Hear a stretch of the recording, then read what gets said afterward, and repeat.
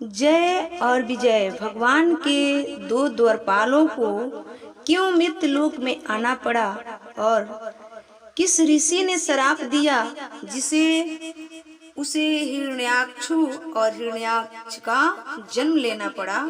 तो सुनिएगा विस्तार से इस वीडियो में मैं बताऊंगी और आप सभी ध्यान पूर्वक सुने और जाने। इससे पहले मैं निवेदन करूंगी कि आप सभी मेरे चैनल को सब्सक्राइब कर लीजिएगा, लाइक कीजिएगा, शेयर करना बिल्कुल ना भूलिएगा। जब सनकादि मुनि अर्थात सनकादि मुनि चारों भाई विश्वगुरु श्री हरि के निवास स्थान संपूर्ण लोक के वंदनीय और श्रेष्ठ देवताओं के विचित्र विमानों से विभूषित उस परम दिव्य और अद्भुत वैकुंठ धाम में आने युग बल से अपने युग बल से पहुँचे, तब उन्हें बड़ा ही आनंद हुआ। भगवान दर्शन की लालसा से अन्य दर्शनीय सामग्री की उपेक्षा करते हुए वैकुंठ धाम की 6 डरेड़ियों को पार करके जब वे 7वीं पर पहुँचे, तब वहां उन्होंने देखा अर्थात सनकादियों ने देखा कि हाथ में गदा लिए 2 समान आयु वाले देव श्रेष्ठ दिखलाई दिए, जो बाजूबंद, कुंडल इत्यादि अनमोल आभूषण से अलंकृत थे। बड़े शूरवीर थे।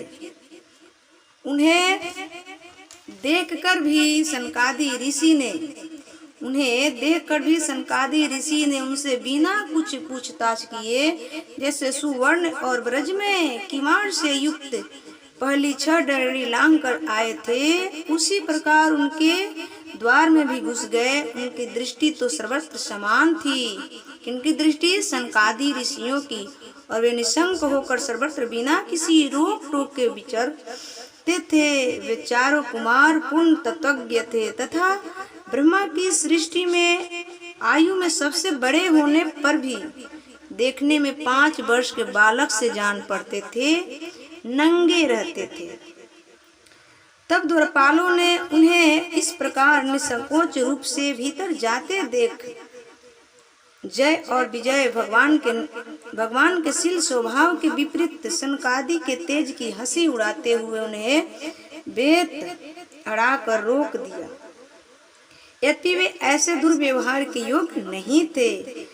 जब जय विजय द्वारपाल ने वैकुंठवासी देवताओं के सामने पूजा के सर्वश्रेष्ठ पात्र सनकादि ऋषियों को इस प्रकार रोका, तब सनकादि ऋषियों ने अपने प्रियतम प्रभु के दर्शन में विघ्न पड़ने के कारण उनके नेत्र सहसा कुछ क्रोध से लाल हो उठे और वे इस प्रकार कहने लगे।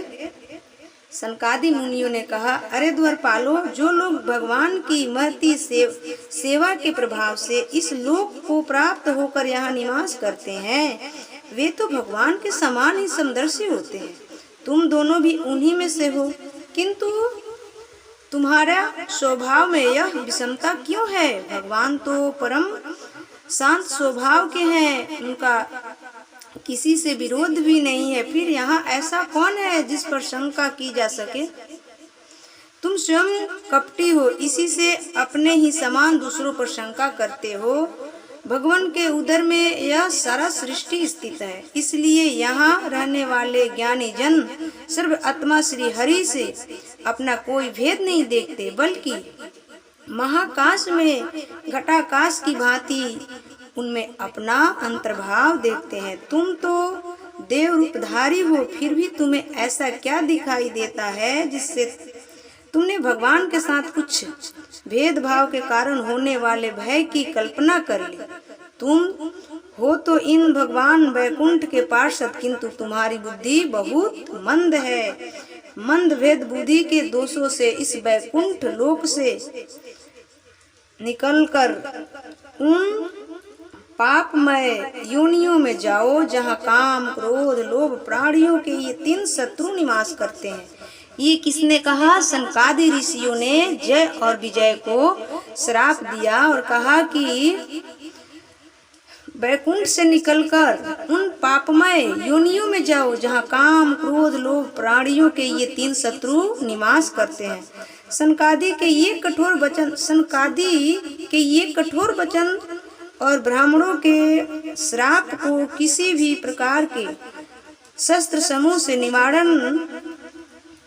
निवारण होने योग्य न जानकर श्री हरि के वे दोनों पार्षद अत्यंत दीन भाव से उनके चरण पकड़कर पृथ्वी पर लौट गए। वे जानते थे कि उन्हें स्वामी श्री हरि भी ब्रह्मा से बहुत डरते हैं। फिर उन्होंने अत्यंत आतुर होकर कहा, भगवान हम अवश्य अपराधी हैं, अतः आपने हमें जो दंड दिया है वह उचित ही है और मिलना ही चाहिए। हमें भगवान का अभिप्राय न समझकर उनकी आज्ञा का उल्लंघन किया है, इसी से हमें जो पाप लगा है वह पाप के दिए हुए दंड से सर्वथा धुल जाएगा, किंतु मृत लोक में जाने पर भगवत स्मृति को नष्ट करने वाला मोह न प्राप्त हो। ऐसा किसने कहा? जय विजय ने कहा। तो जय विजय को श्राप देने वाले कौन हैं? सनकादि ऋषियों ने। और उस श्राप से भगवान भी खुश थे, प्रसन्न थे, और भगवान ने ही कहा है कि जो ब्राह्मण को ऐसे कटु शब्द बोलेगा उसके लिए ये श्राप मिलना जरूरी है।